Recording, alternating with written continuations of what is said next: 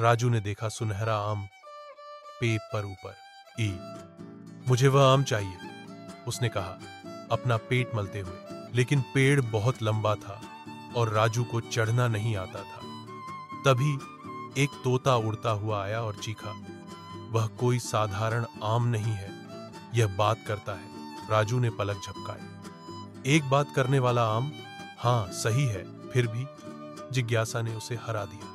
उसने आम को गिराने के लिए उस पर एक पत्थर फेंका। आम ने अचानक चिल्लाया, आउच! चोट लगी! अपने शब्दों का प्रयोग करो। पत्थर नहीं। राजू सदमे में जम गया।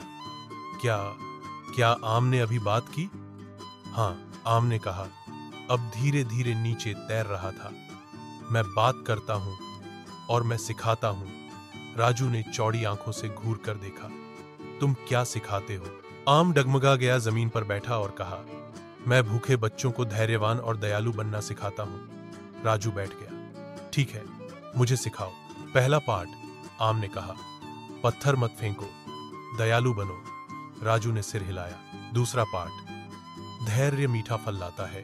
तभी आम अपने आप फट गया, जिससे अब तक का सबसे रसीला, सबसे स्वादिष्ट फल प्रकट हुआ। राजू ने एक टुकड़ा लिया और मुस्कुराया। वाह, तुम सही थे। उस दिन से राजू चटरविले का सबसे दयालु, सबसे धैर्यवान लड़का बन गया और हर गर्मियों में वह बच्चों को बात करने वाले आम के बारे में बताता था, जिसने उसे शिष्टाचार सिखाया था।